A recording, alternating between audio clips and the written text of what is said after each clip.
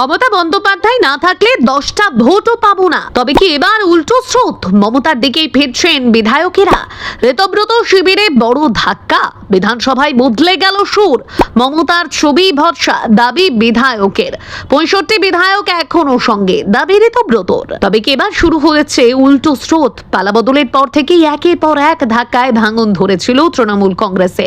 দলের শীর্ষ নেতৃত্ব এবং মমতা বন্দ্যোপাধ্যায়ের ভূমিকা নিয়ে প্রশ্ন তুলে বিরোধী দলনেতা ঋতব্রত বন্দ্যোপাধ্যায়ের নেতৃত্বে একজোট হয়েছিলেন জোড়াফুল প্রতীকে নির্বাচিত একাধিক বিধায়ক। কিন্তু সোমবারের ঘটনা সেই রাজনৈতিক সমীকরণে নতুন জল্পনা তৈরি করেছে। কারণ ঋতব্রত শিবিরে থাকা একাধিক বিধায়ক প্রকাশ্যে ফের মমতা বন্দ্যোপাধ্যায়ের প্রতি তাদের আস্থা ও আনুগত্যের কথা জানালেন। এই তালিকায় রয়েছেন বসিরহাট উত্তরের বিধায়ক তৌসিফুর রহমান, বারুইপুর পূর্বের বিধায়ক বিভাস সর্দার এবং মেটিয়া বুরুজের বিধায়ক আব্দুল খালেক মোল্লা। সোমবার বিধানসভায় দাঁড়িয়ে তৌসিফুর রহমান স্পষ্ট ভাষায় বলেন তাদের দল তৃণমূল কংগ্রেস, প্রতীক জোড়া ফুল এবং সেই প্রতীকের সঙ্গে মমতা বন্দ্যোপাধ্যায়ের ছবি অঙ্গাঅঙ্গিভাবে জড়িত। তার বক্তব্য, মমতা বন্দ্যোপাধ্যায়ের ছবি ছাড়া তাদের ভোট পাওয়াই কঠিন। নিজের নেত্রী হিসেবে তিনি এখনো মমতা বন্দ্যোপাধ্যায়কেই মানেন বলেও জানান তিনি। সূত্রের খবর, শুধু বিধানসভায় বক্তব্য রাখাই নয়, তৌসিফুর রহমান ইতিমধ্যেই মমতা বন্দ্যোপাধ্যায়ের বাড়িতে গিয়ে তার কাছে ক্ষমাও চেয়ে এসেছেন। একইভাবে সোমবার বিধানসভায় মমতার প্রতি আনুগত্য প্রকাশ করতে দেখা যায় বারুইপুর পূর্বের বিধায়ক বিভাস সর্দার এবং মেটিয়া বুরুজের বিধায়ক আব্দুল খালেক মোল্লাকেও। এই ঘটনাকে কেন্দ্র করেই এখন রাজনৈতিক মহলে নতুন প্রশ্ন উঠেছে। তাহলে কি ঋতব্রত শিবিরের প্রতি ধীরে ধীরে মোহভঙ্গ হচ্ছে কিছু বিধায়কের, নাকি দলে নন্দনে নতুন করে শুরু হচ্ছে সমীকরণ বদলের প্রক্রিয়া?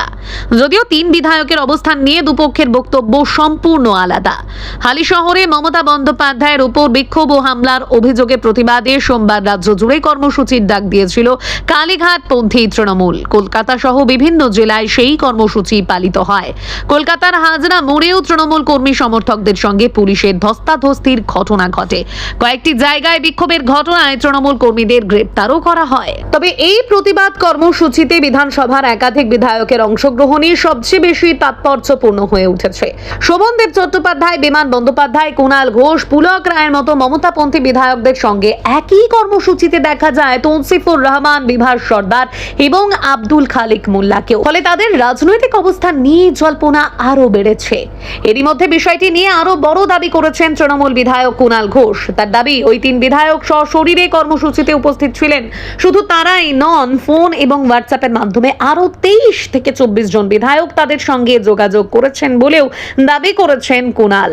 তবে কুণাল ঘোষের এই দাবিকে সরাসরি গুরুত্ব দিতে নারাজ বিরোধী দলনেতা ঋতব্রত বন্দ্যোপাধ্যায়। তার বক্তব্য, বিভাস সর্দার এবং তৌসিফুর রহমানের রাজনৈতিক অবস্থানের দায়িত্ব তিনি নিতে পারবেন না। তবে আব্দুল খালেক মোল্লা এখনো তাদের সঙ্গেই রয়েছেন বলে দাবি করেন তিনি।